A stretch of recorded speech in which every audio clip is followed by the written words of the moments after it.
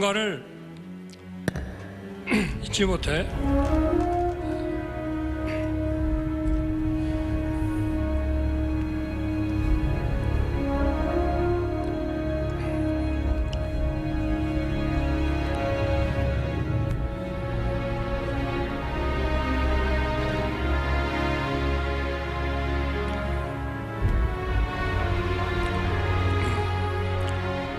누군가를 잊지 못해 부르는 것은 영원히 기억하겠다는 다짐입니다. 영원한 바다 사나이 55분의 그 영웅의 이름을 불러보겠습니다. 고 서후원 중사, 고 박동혁 병장. 대한민국은 55분의 용사를 영원히 기억하겠습니다. 네, 어제 서해 수호의 날 기념식에서 윤 대통령은요, 북한의 도발은 반드시 대가를 치르도록 하겠다 이렇게 강조를 했습니다. 또 민주당 이재명 대표의 혐의와 관련해서는요, 새로운 사진과 사실들이 공개가 되면서 그 파장이 주목이 되고 있죠. 전문가들과 함께 정치권 쟁점들 지금부터 짚어보겠습니다. 네, 최병묵 시사평론가, 정미경 전 국민의힘 최고위원, 김형주 전 통합민주당 의원, 장현주 변호사 함께합니다. 안녕하세요. 네, 안녕하세요. 네, 주제 바로 보여주세요. 자, 잠깐 소개 올렸습니다만 어제 윤석열 대통령 부부는요, 유가족 또 참전 장병과 함께 입장을 했고요. 유가족 대표와 참전 장병 주요 인사석에 앉혔습니다. 어제 기념식에서 윤 대통령 부부 좀 과거와 다른 예우를 보였다 이런 평가가 나오고 있는데 전체적으로 최병명 위원께서는 어떻게 평가를 하고 계십니까? 뭐 말씀하셨듯이 주요 인사석에 이제 그 서해 수호의 날 그를 기념하는 영웅들 55분의 이제 유가족들이 자리를 했죠. 그렇습니다. 그리고 이제 윤 대통령도 그 이름을 뭐 롤콜이라고 우리가 흔히 얘기하죠. 이름을 한 명 한 명씩 불러가면서 이제 추모를 했는데 그 과정에서 이제 울컥하는 그 장면도 있었고 이제 결국은 그 유족들이 과거 정부에서 했던 것과는 달리 사실 윤석열 정부가 이렇게 지금 기념식에 이제 참석하고 기념식을 진행하는 데에서 본인들이 주역이라는 것을 느꼈다고 이런 인터뷰들이 나오거든요. 아, 그러니까 우리가 천안함 그다음에 연평도 포격 등등 여러 가지 해서 국가에 헌신을 했는데 그동안에는 뭔가 자꾸 손님인 것처럼 그런 느낌을 갖다가 윤석열 정부에서 처음으로 우리가 주인 대접을 받는다는 느낌을 가졌다는 것이 굉장히 중요한 거거든요. 그런 의미에서 그 상당한 정도로 이제 윤 대통령이 이 보훈에 대해서 원래부터 강조를 해왔는데 특히 어제 서해 수호의 날을 맞아서 그런 부분이 유가족들의 진정성을 일깨웠다 이렇게 말씀을 드릴 수 있겠습니다. 네, 그런데 민주당 이재명 대표는 어제 기념식에 불참했습니다. 과거 문 대통령은 이 서해 수호의 날 기념식에는 취임 후에 2번밖에 참석을 하지 않았죠. 좀 정미경 최고위원께서는 좀 다른 행보인데 어떻게 좀 보세요? 지금 이재명 대표하고 민주당은요. 기본적으로 문재인 정권에서 했던 그것과 맥락을 좀 같이 하고 있는 것 같아요. 그러니까 이제 선거 때가 되면 좀 눈치 보면서 이제 참석을 했지만 그 진정성이 전혀 읽혀지지 않았던 거예요. 그래서 유족들께서 오죽하면 다 기억하시겠지만 그 유명한 일화가 있지 않습니까? 천안함. 그 도대체 누구의 소행이라고 생각하냐.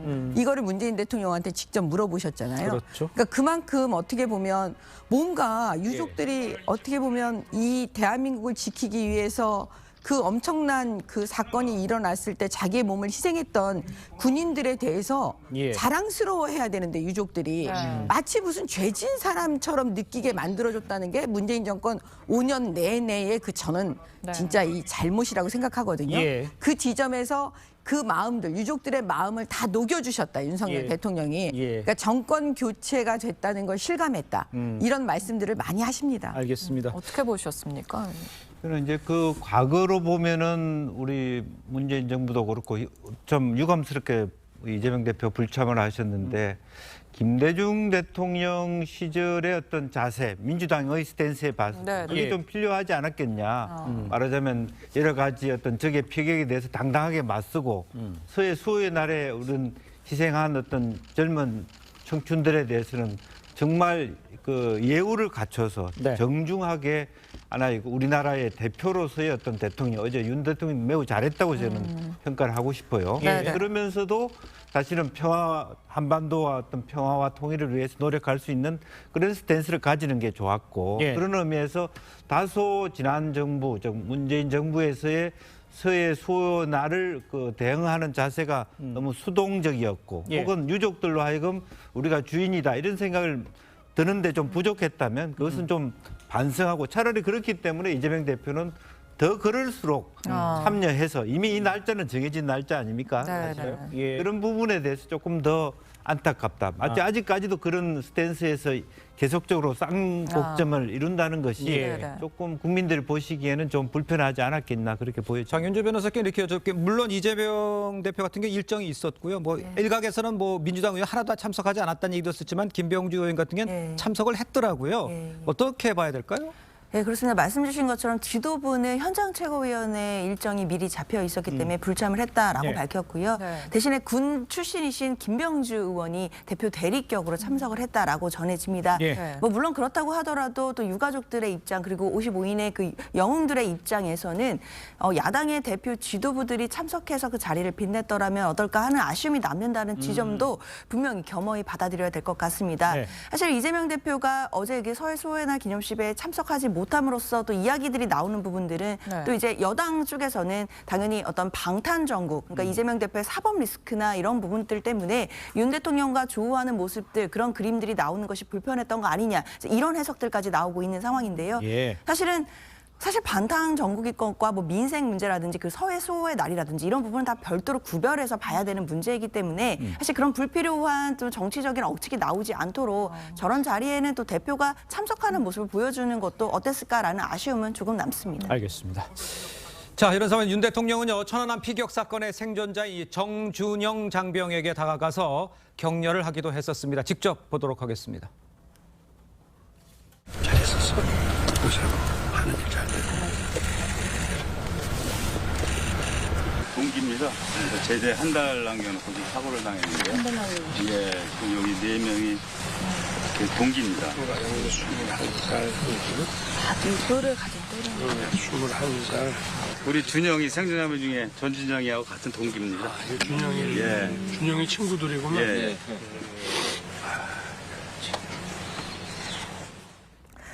네, 윤 대통령은 전준영 장병의 어깨를 좀 토닥이기도 하고 서해 수호를 위해서 전사한 용사 55명의 이름을 좀 호명하기 전에 울먹이는 모습을 보이기도 했죠. 헌신했던 장병들과 어떻게 저런 모습들 보면 좀 공감을 하려는 모습이에요. 어떻게 보세요?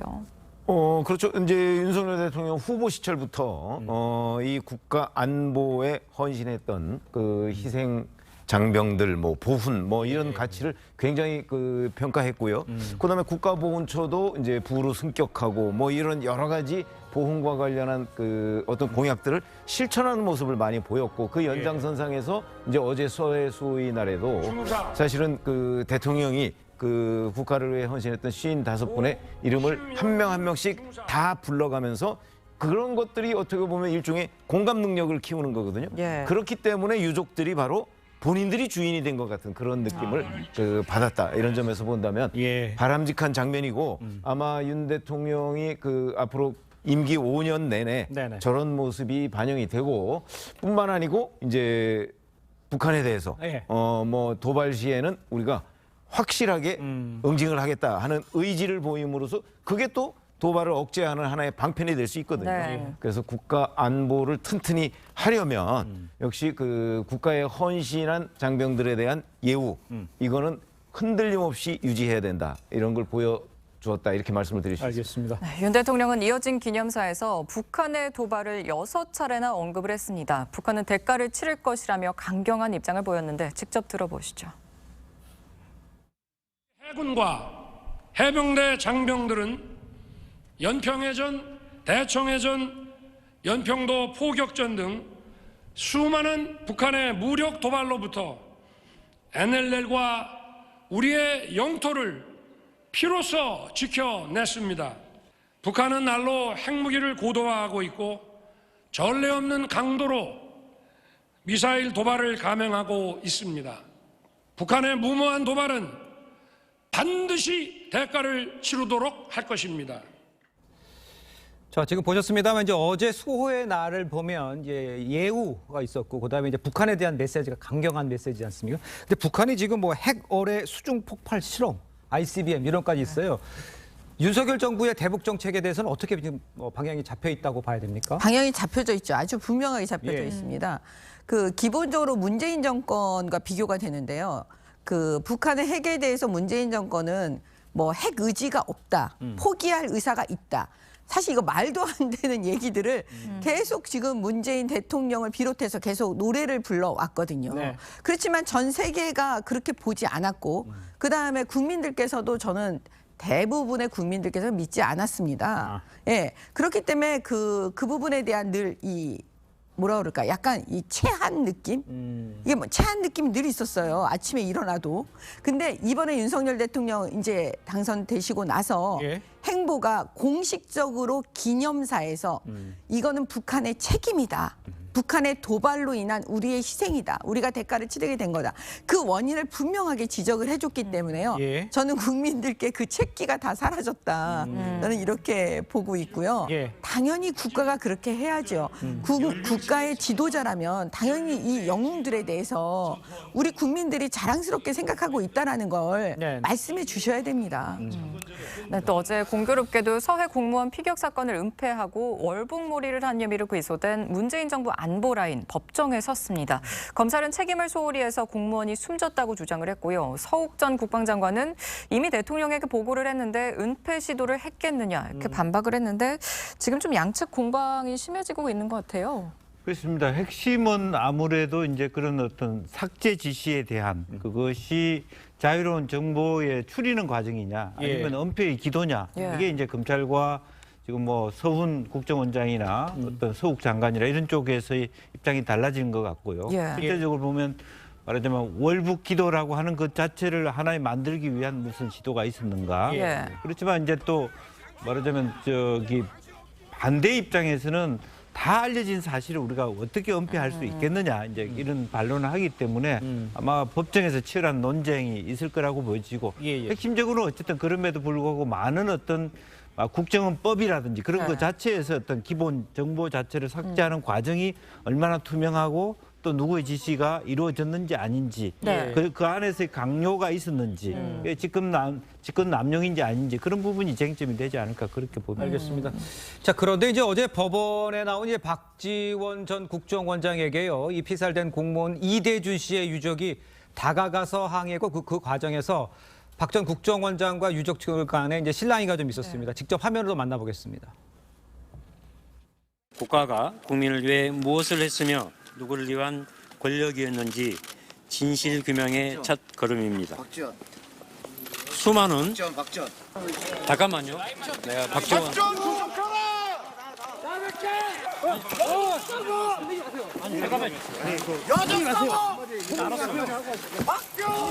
유족인데 한마디 하고 그러니까 친형입니다. 한마디 하고 박지원 당신은 네, 박지원 전 원장의 원장이 유족의 변호사를 밀쳤고요. 변호사가 밀려나면서 뒤에 있던 사진 기자가 넘어지기도 했습니다. 변호사는 폭행 혐의 등으로 박지원 전 원장을 고소하겠다는 이런 입장인데 저런 모습은 어떻게 보셨습니까? 지금? 아니 이제 재판정을 이제 법정을 이제 들어갔다 나왔다면 하는 그 과정, 그 법정 외에서 유가족들 그리고 그 변호사들과의 좀 실갱이가 붙는 그런 장면들인데요. 일단 지금 법적 절차가 진행 중인 상황에서 이제 법적 절차 외의 모습에서 저런 또 어떤 폭행 사태가 벌어지는 것 자체는 참 안타까운 마음이 듭니다. 그만큼 이 사건 자체가 크게 쟁점이 될 것 같고 또 유가족들 그리고 또 이 사건의 어떤 혐의를 받고 계신 분들 간의 어떤 갈등들이 좀 커져가는 모습을 보여주는 지점인 것 같긴 한데요. 일단 지금 밀쳐서 넘어졌다라고 주장하는 그 변호사 입장에서는 뭐 고소를 하겠다라고 했으니까 이게 고소가 또 실제로 이루어지게 되면 또 저 사실관계를 조사해야 되는 일들이 일어납니다. 그렇기 때문에 또 다른 법적 절차가 또 다시 시작이 되기 때문에 사실 이 국면에서 갈등이 해결되는 국면이 돼야 되는데 자꾸만 또 법적 절차가 더해지는 느낌이 들어서 그런 부분에서는 안타까운 마음이 있습니다. 알겠습니다. 네, 위원님은 이런 모습 어떻게 보셨습니까? 글쎄 뭐 바람직한 모습은 아닌데 기본적으로 이제 그 재판에 출두하는 그런 사람들을 이제 그 법원에서 좀 질서를 좀 그렇게 정리를 했어야 하는 것 아닌가 하는 예. 그런 아쉬움이 있고요. 예. 왜냐하면 저런 일들이 늘 벌어질 수가 있거든요. 그러니까요. 그렇죠. 앞으로 재판이 계속될 것이기 때문에 이제 그렇다고 뭐 완벽하게 차단할 수는 없지만 여튼 불상사가 일어나는 일을 좀 없도록 법정 안에서뿐만 아니고 법정 밖에서도 관리가 좀 이루어져야 되겠다. 저는 그런 생각을 갖습니다. 알겠습니다. 좀 재판이 어떻게 되는지 좀 지켜보도록 하고요. 저희는 다음 주제로 넘어가 보도록 하겠습니다. 자, 민주당 이재명 대표 대선 과정에서 고 김문기 전 처장을 몰랐다고 하는 등 이 허위 사실을 유포한 혐의로 기소가 돼서 지금 재판을 받고 있는 상황입니다. 그런데 국민의힘의 이기인 경기도 의회 의원이죠. 의회에서 이제 식당에서 마주 앉은 모습 추가적으로 새로운 사진들이 공개가 됐습니다. 유 전 본부장 요트 낚시도 둘이 같이 함께 했다 이런 주장까지 있는 상황인데 정미영 최고께서 요즘 설명을 좀 해주셔야 될 것 같습니다. 그러니까 이 허위 사실 유포라는 게요. 그런 사실이 있었다 없었다 이걸 다투는 게 아니고요. 예. 기억에 반하는 걸 얘기했느냐 안 했느냐의 문제거든요.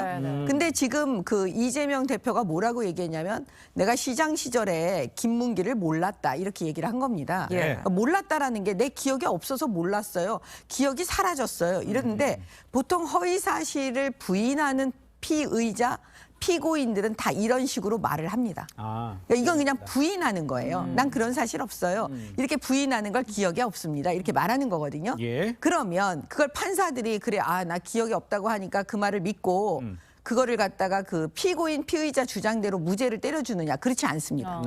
그거는 뭐냐면 기억에 있다 없다라는 거는 이제 부인하는구나 이렇게 알아듣고 판사는 그거에 대한 여러 가지 상황들을 봅니다. 증거들을. 근데 지금 나온 증거들을 보면은 모를 수가 없지 않는가라는 거를 지금 증명할 수 있는 거거든요.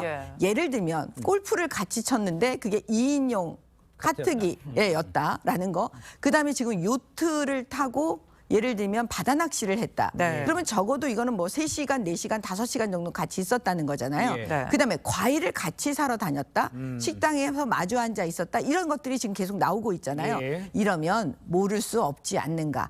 그거는 객관적으로 판사가 판단을 합니다. 알겠습니다. 지금 요트와 골프카트는 사실 지금 유동규 본부장의 좀 주장이라고 볼 수 있는데 이재명 대표 측은 일단 호주 출장에서 눈도 안 마주쳤다고 주장을 합니다. 밀착된 모습의 사진이 그런데 공개되고 나서 요트 낚시까지 했다는 이 유동규 측의 그 주장이 나온 건데 이런 건 지금 이 대표 측의 논리가 좀 설득력을 이 상태로 계속 얻을 수 있을까 싶거든요. 저는 이제 쉽지 않아 보입니다. 사실은 김문기 씨도 자기 가족들에게 요트도 타고 뭐 골프도 시장님하고 같이 했고 이런 그런 부분들이 이미 나올 수 있기 때문에 검찰 측에서 그런 논거를 가지고 요구하고 또 다양한 뭐 1인의 단순한 유동규뿐만 아니라 그때 여행을 같이 갔던 공무원들의 어떤 그 말하자면 객관적인 어떤 조사, 뭐 진술이라든지 서면이라든지 이런 것을 통해서 종합해 봤을 때 10일이라는 긴 여행 기간 동안 혹은 뭐 시장실 안에서 심지어는 뭐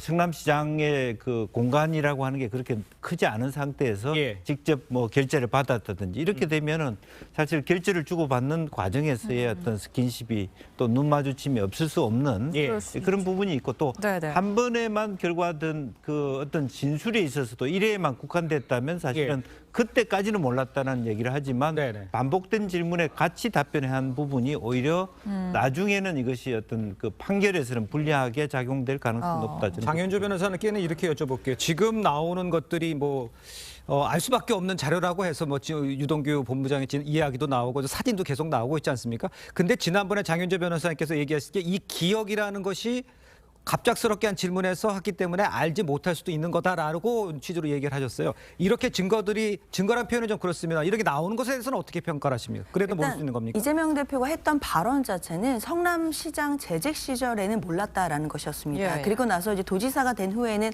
알았다라는 취지였기 때문에요. 그러면 성남시장 재직 시절에는 고 김문기 씨를 인식했느냐 못했느냐는 좀 주관적인 부분이다라는 것이 그 주장인 것입니다.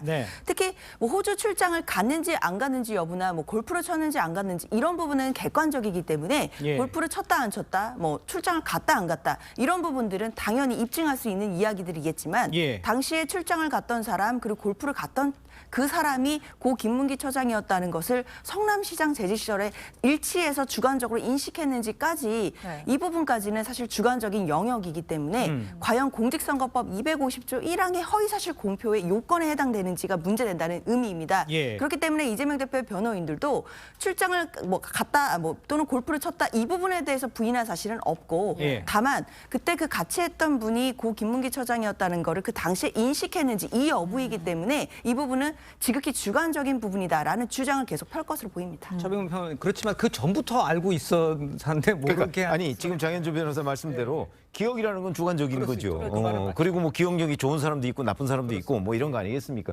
그러니까 2015년 1월에 호주 뉴질랜드 출장을 10박 11일간 갔다 온 거 단 한 건을 가지고서 몰랐다 알았다 이렇게 판단하는 게 아니에요. 예. 지금 말씀하셨듯이 2009년에 건설회사에 있었거든요. 김문기 씨가. 예. 건설회사에 있을 때부터 이재명 변호사를 알았다고 하는 게 김문기 씨의 휴대전화에 보면 이재명 변호사 네. 이렇게 그 기록이 남아있다는 거 아닙니까? 그렇습니다. 그 후에 시장에 당선되고 나서 또 이재명 성남시장 또 이재명 경기도지사 이렇게까지 있다고 한다면 적어도 2018년까지 무려 9년간이나 알고 지냈던 거고 예. 그리고 그 중간중간에 대장동 실무팀장으로서 이재명 성남시장한테 보고를 했고 예. 또 그 연장선에서 2015년 1월에 호주 뉴질랜드 출장 그 등등해서 여러 가지 동영상도 있고 사진도 다 공개됐고 예. 이런 상황이란 말이죠. 그런데 성남시장 당시에 몰랐다라고 하는 것이 과연 믿을 만한가? 그거는 뭐 판사가 저는 상식적으로 생각할 거로 봅니다. 본인은 아마 이재명 지금 대표는 끝까지 그렇게 주장할 거예요. 예. 내 기억이 없었다 이렇게 주장을 하겠지만 본인의 주장과 다르게 판사가 그 이재명 대표의 주장을 인정할 것이냐 여부는 저는 뭐 글쎄요 상식적으로 보면 인정할 수가 없을 거라고 생각합니다. 그러니까 피의자나 피고인은 주관적으로 얘기해요. 주관적으로 기억이 없다고 말하지만 네. 그 판사나 검사들, 법률가들은 그걸 판단할 때는 상식적이고 객관적으로 판단해요. 그래서 이 차이가 나는 겁니다. 그러니까 그 증거 자료를 보고 상식적으로 알 그렇죠. 수밖에 없다라는 그렇죠. 걸 증명하는 것이다. 네. 알겠습니다. 자, 다음 쟁점도 좀 짚어보도록 하겠습니다. 김의겸 민주당 대변인요 당무위에서 만장일치로 이재명 대표직 유지를 결정했다 이렇게 발표를 했다가 이 기권한 전해철 의원이 문제를 제기하자 하루 만에 다시 브리핑하면서 말을 바꿨습니다. 예. 자, 먼저 장현주 변호사께서 이걸 상황을 좀 설명을 좀 해주셔야 될 것 같아요. 네, 뭐 앵커님 지금 말씀을 잘 해주셨는데요. 이제 아시다시피 당무위원회가 열렸습니다. 네. 이재명 대표가 기소되고 나서 당원 80조에 보면 직무가 정지될 수 있도록 돼 있는데 사망에 보면 당무위원회를 통해 정치 탄압이다라고 인정이 되면 예외적으로 직무 정지가 되지 않는 조항이 있습니다. 네. 그렇기 때문에 이재명 대표가 오전에 기소가 되고 바로 오후에 당무위원회를 열어서 결국에는 정치 탄압이기 때문에 직무 정지를 하지 않는다는 결정을 내렸는데요. 그 결정 이후에 김의겸 대변인이 브리핑을 하는 과정에서 만장일치로 이루어졌다라는 이제 발언을 했습니다. 네네. 그러나 그 후에 전해철 의원이 이제 정정을 좀 요청을 하신 건데요. 본인은 이제 그러니까요. 기권을 하고 퇴장을 했기 때문에 만장일치라는 부분에 대해서 문제 제기를 하셨고 예. 그러고 나서 이제 김의겸 대변인이 그런 부분에 대해서 어떻게 보면 정치적으로 이제 할 수 있는 잔기술이었다 이제 이런 취지의 발언을 하시면서 예. 과연 이 발언 자체가 대변인으로서 해도 되는 이야기였냐 이런 것을 두고 공방이 지금 벌어진 상태입니다. 그러니까요. 네, 그런데 김의겸 대변인이 이렇게 좀 사실과 다른 내용을 사실인 것처럼 언급한 거 이거 한두 번이 아닙니다. 과거 논란을 낳았던 발언들 직접 들어보시죠. 이재정 의원한테 제가 들은 이야기예요. 한동훈 장관이 쫓아와서 악수를 청하더랍니다. 그래서 뭐 어떻게 하겠어요? 웃으면서 악수를 해줬는데 제가 제보를 받았습니다. 7월 19일 밤인데요. 그날 술자리를 가신 기억이 있으십니까? 책임 있는 말씀을 좀 해주시죠. 네? 계속 저한테 허황된 거짓말만 네, 해놓으신 다음에 알겠습니다. 끝난 그러면 다음에 사과도 안 하시잖아요. 이유 대사가 북한이 도발 수위를 높여가고 있는데 윤석열 정부에서는 대화 채널이 없어서 대응하는데 한계가 있는 것 같다. 자신이 대사가요. 이유 대사는 그런 발언을 하지 않았다고 설명한 바 있습니다. 예. 의결 종족수가 성립이 됐고 이 의결을 올라와서 반대 없이 통과가 됐습니다. 전해철 의원께서는 기권을 하고 당무위원회에서 퇴장을 하셨습니다. 네, 김의겸 대변인은 기권표가 있었는데도 언급하지 않은 점에 대해선 그 정도 잔기술은 업계에서 통용된다. 곤란한 질문은 피해가라고 대변인을 맡긴 것이다. 이런 설명을 했거든요. 이거 어떻게 보셨습니까? 진짜 저 얘기예요. 막 분노해요. 분노하시는 분들 되게 많을 거예요. 저도 과거에 제가 한나라당 때 우리 국민의힘이 한나라당 때 대변인을 했었거든요. 근데 같은 업계에 계셨네요. 네, 그러니까 제가 분노한다니까요. 대변인이 얼마나 중요하냐면 사실 국민들에게 설득하는 일을 그 당의 입장을 설득하는 그 입장을 하는 대표적인 사람이거든요. 그러면 대변인의 얘기는 우리 국민들께서 그 사실로 그냥 믿어주시는 게 거의 90%라고 저는 생각을 해요. 대변인이 거짓말을 한다라고는 생각 안 하잖아요. 근데 지금 결국은 김의겸 대변인이 얘기하는 건 뭐냐면 거짓말 이퀄 잔기술이라고 자기는 생각하고 있다라는 걸 국민들께 말하는 거예요. 네. 그러니까 대변인이 거짓말할 수 있습니다. 그거는 잔기술입니다. 이렇게 지금 얘기하고 있으니까 얼마나 황당해요. 듣는 분들 저는 전부 다 놀랬을 거라고 저는 생각을 하거든요. 그러면 지금 이게 더 나아가면 어떻게 되냐면요. 민주당은 거짓말하는 사람들. 이렇게 생각이 될 수가 있는 거예요. 왜냐하면 지금 이걸 잔기술이라고 해버렸기 때문에. 그러면 지금 이재명 대표가 늘 거짓말하고 있다라고 우리가 지금 생각하고 있는데 김의겸 대변인까지 거기다 얹어줬기 때문에 저는 앞으로 민주당이 이거를 어떻게 헤쳐나갈지 지켜보고 있습니다. 말씀하신 것처럼 대변인의 발언에 신뢰가 없으면 좀 큰 문제가 일 수도 있다라고는 지적인데 좀 어떻게 보십니까? 네, 뭐 국민의힘의 지적에 대해서도 민주당이 겸허히 좀 받아들일 거는 받아들여야 된다고 생각이 듭니다. 물론 이제 김의겸 대변인 같은 경우에는 이제 이야기했던 부분이 본인이 뭐 적극적으로 거짓말을 하기 위한 뭐 의도까지는 아니었을 거라고 보이기는 합니다. 아무래도 당내에서 있었던 일들, 특히 결과적으로는 전해철 의원이 그 과정 속에서 기권을 하시긴 했지만 남아있던 분들 사이에서는 별로 이론이 없었다라는 취지에서 이제 그런 발표를 하신 것 같긴 하지만 그렇다 하더라도 그 과정 속에 결국에는 퇴장하신 분이 계셨고 그분이 나중에 문제를 삼으셔서 지금 사실 문제가 더 커져가는 양상이 됐거든요. 그렇기 때문에 그런 부분에 대해서는 대변인으로서 또 일정 부분 책임이 없다고 할 수 없는 것이고 그리고 일단 지금 앞으로 민주당에서 인적 쇄신이 있을 예정인데 그 과정에서 대변인단 교체도 지금 거론이 되고 있기 때문에요. 앞으로 그 과정에서 조금 더 지켜보시면 될 것 같습니다. 근데 이렇게 한번 생각해 보시죠. 자, 반대 없이 통과됐습니다. 이렇게 얘기를 했죠. 근데 기권도 반대입니다.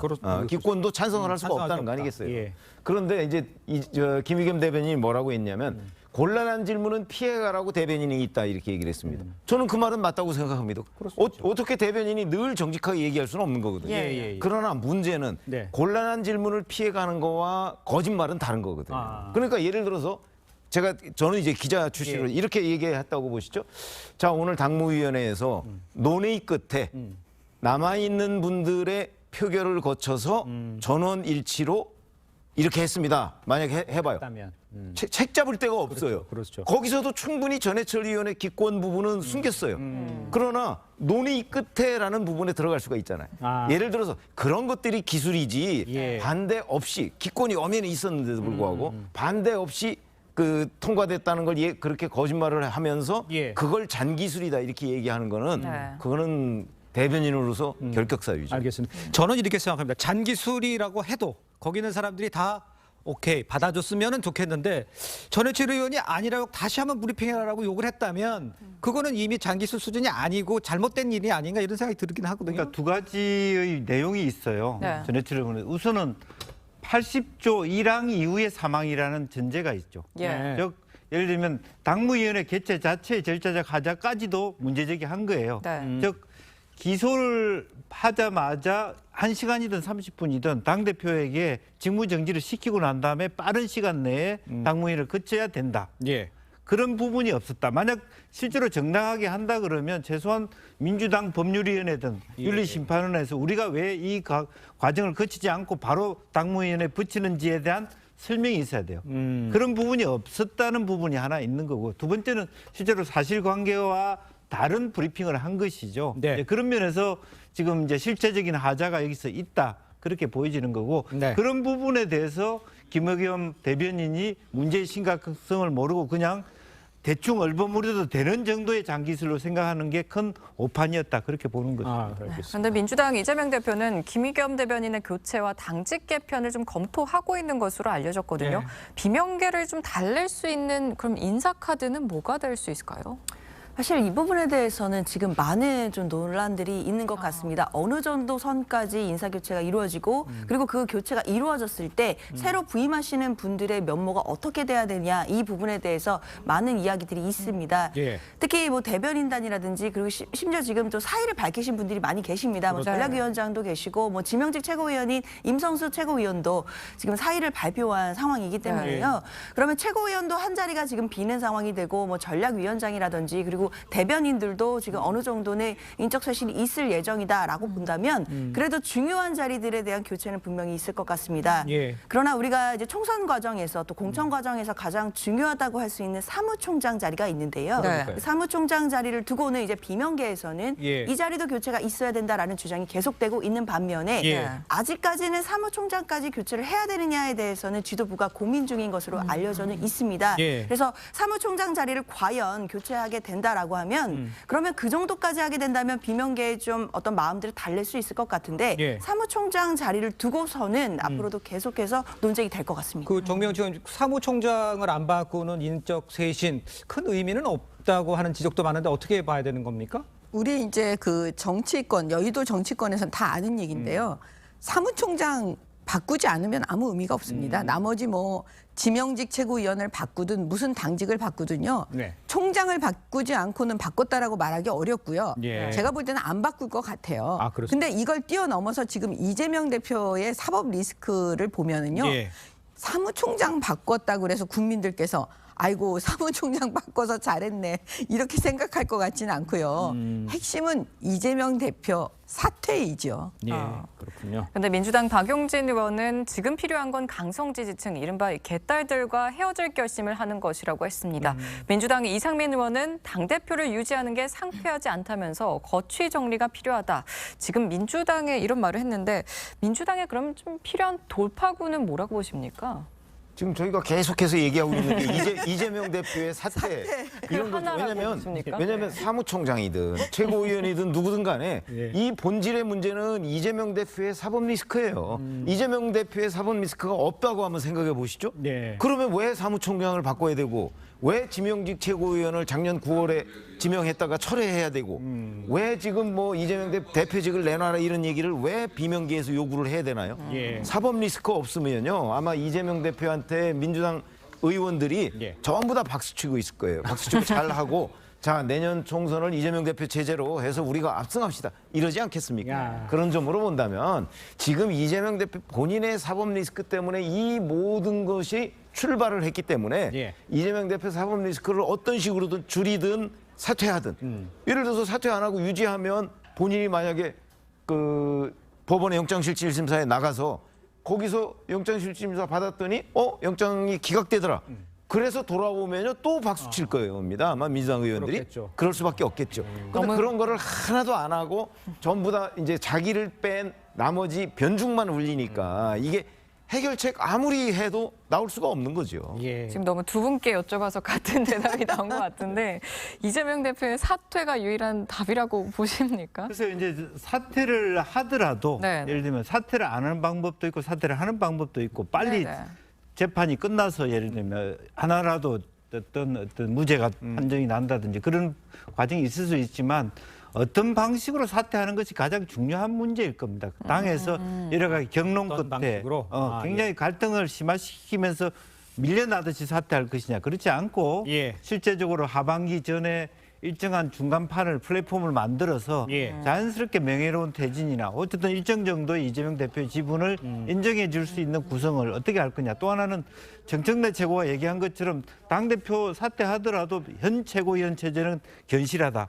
그랬을 때 그걸 어떻게 해결할 것이냐. 그 체제도 만만치 않거든요. 그런 부분이 같이 쌓여 있는 것이라서 간단한 문제는 아니라고 보여지겠습니다. 간단한 문제도 아니고 또 어떻게 해결할지 좀 지켜보는 사람도 많으니까요. 좀 함께 지켜보도록 하겠습니다. 자, 저희는 다음 주제로 넘어가 보도록 하겠습니다.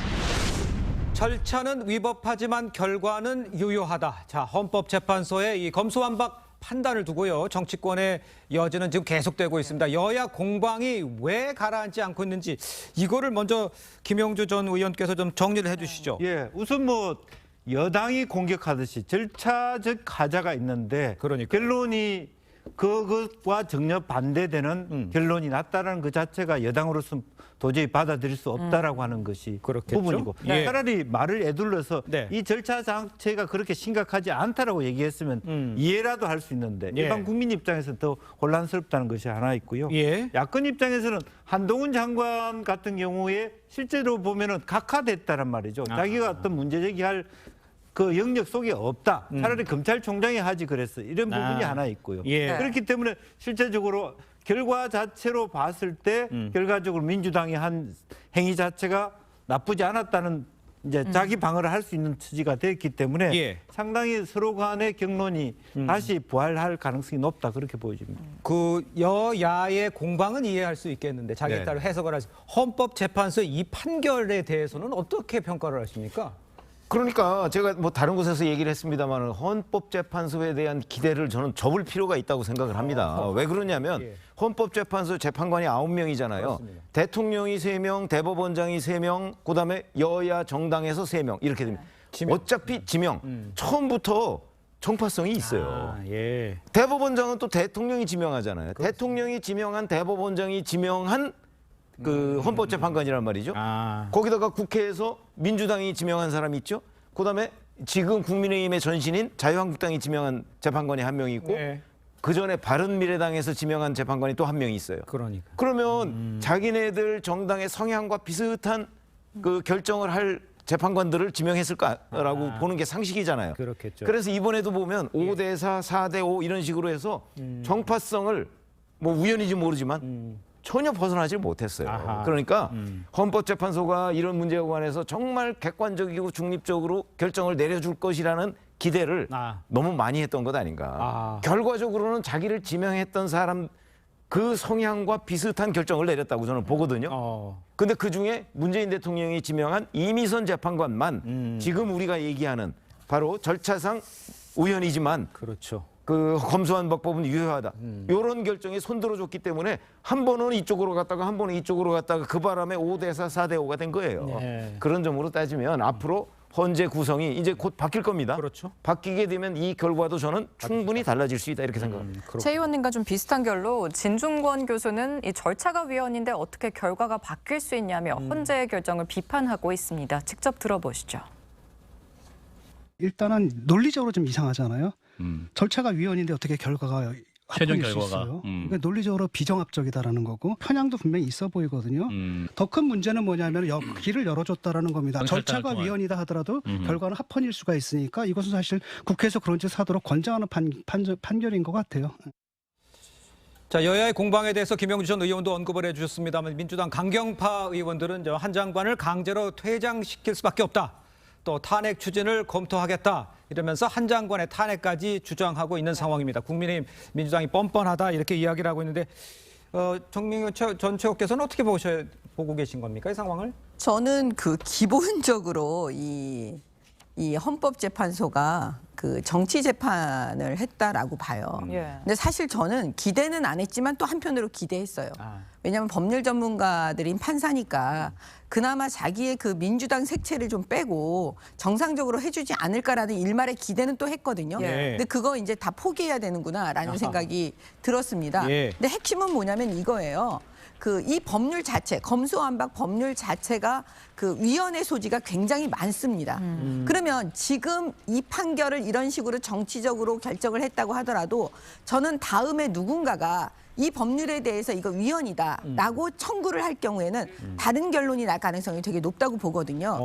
그다음에 이번에 헌법재판소에서 그 위장 탈당의 위법성에 대해서는 얘기를 하지 않았습니까? 그럼 사실은요. 국회에는 법률을 제정하는 기관이기 때문에 누구보다도 절차를 지켜야 되는 거예요. 근데 절차의 위법성을 얘기하면서 이 법률 자체에 대해서 유효하다고 했다는 것 자체가 기본적으로 여태까지 우리 형법에서요. 그 절차 위반한 경우에 그러니까 법을 왜 세금 탈루하는 경우 있지 않습니까? 그다음에 명의 대여하는 경우에 다 처벌해요. 그러면 이 법에 대해서 왜 처벌하는지를 만약에 누군가 문제를 제기했을 때 그럼 판사들은 이거에 대해서 어떤 판결을 할 건지 저는 이게 앞으로 우리 사회에 또 던져질 문제이기 때문에 저는 이건 역사에 남는 가장 창피한 사건이 돼버렸다라고 말씀드리고 싶어요. 일단 한동훈 장관은 민주당이 입버릇처럼 말해온 이 탄핵이 발의되면 당당히 응하겠다고 했습니다. 좀 어떻게 들으셨고 좀 앞으로 어떻게 전개가 될지 좀 말씀해 주시죠. 일단 민주당 입장에서 그 한동훈 장관에 대해서 탄핵을 언급하는 건 좀 너무 나간 이야기 같기는 합니다. 한동훈 장관이 법무부 장관으로서 권한쟁의 심판을 한 후에 그 청구인 적격이 없어서 각하가 됐다라는 지점에 대해서는 분명히 지적할 필요는 있어 보입니다. 그러나 그것에서 더 나아가서 뭐 사퇴라든지 뭐 더 나아가 뭐 탄핵을 하겠다 이런 이야기는 사실상 현실 가능성은 별로 없다라고 보이고요. 다만 이제 한동훈 장관이 이미 만들어 놓은 그 시행령들이 있습니다. 이제 이른바 검수 원복 시행령인데요. 그 시행령을 어떻게 통제할 것인지 그리고 이제 검찰에서부터 수사권이 넘어와서 그 경찰이 이제 6대 범죄 수사를 할 때 그 중수청을 어떻게 구성해서 만들 것인지 이런 실질적인 논의들을 해가는 것이 지금 검수완박법에 대한 그 후속 조치를 만드는 것이지 장관에 대해서 뭐 더 이상 탄핵이니 이런 이야기들은 나오지 않는 것이 더 현실적인 것 같습니다. 탄핵에 대해서는 장현주 변호사님 의견을 알 수 있겠습니다만 그 진행 과정 속에서 민영배 의원의 이야기는 아시잖아요. 그 이제 복당 얘기 나오고 있잖아요. 그거는 어떻게 생각하십니까? 사실 그 위장 뭐 탈당이다 이런 것 때문에 분명히 이 부분 절차에 대해서도 헌재에서 지적받은 상황이 있습니다. 사실 아무리 결과를 또 뭐 차치하고서라도 민주당 입장에서도 이제 헌법재판소에서 이 부분 절차에 관한 부분을 지적했다는 부분도 또 경청해야 될 자세가 필요한 것 같고요. 다만 이 결과가 끝났다라고 해서 바로 복당을 운운하는 것은 또 국민들 보시기에는 이게 또 위장 탈당 그 논란이 있은 지가 얼마 되지 않았는데 바로 저러는 것 자체가 또 좋아 보이지 않을 수 있을 것 같습니다. 우리가 탈당이나 복당 같은 경우에는 당원 당규의 절차가 있기 때문에요. 그 절차에 맞춰서 순리대로 가면 될 것이지 지금 바로 뭐 복당이나 이런 이야기가 나오는 것은 조금 섣부른 것 같습니다. 섣부른데 지금 얘기가 나오고 있잖아요. 복당 문제. 이걸 어떻게 봐야 됩니까? 이렇게까지 하는 상황. 아니 저는 오히려 사실은 그 이 위장 탈당이라는 부분에 관해서 민영배 의원이 그게 완전 오보다 이렇게 주장을 했잖아요. 제가 뭐 탈당을 안 했습니까? 이렇게 얘기를 했잖아요. 그런데 위장 탈당이라는 걸 하자마자 곧바로 복당 얘기가 나왔고요. 그다음에 최근에는 이걸 실제로 추진하는 움직임까지 보여요. 그 얘기는 과거 본인이 얘기했던 거와는 완전히 다르게 실제 위장 탈당했다는 것을 실토하는 얘기가 되는 것 아니에요. 본인이 그거를 자꾸 그 얘기하고 다녀요. 제가 위장 탈당했습니다. 이렇게 얘기하고 다니는 거와 마찬가지잖아요. 왜냐하면 작년 6월 1일 지방선거 때 뭐 공천장 수여하는데 다 민주당 의원들하고 같이 행동을 했어요. 무소속 의원인데. 그런 걸 위장 탈당이라고 하는 거기 때문에 지금 민영배 의원이 저렇게 얘기하는 거는 오히려 헌법재판소가 결정해준 이건 위장 탈당이다라고 하는 부분을 확인시켜주는 거에 다름 아니다. 이렇게 생각합니다. 국민의힘에게는 굉장히 유리합니다. 어떤 면에서? 계속 저렇게 복당하겠다고 하고 복당시켜주면 우리한테는 더 유리하기 때문에 그냥 저는 권장해 드려요.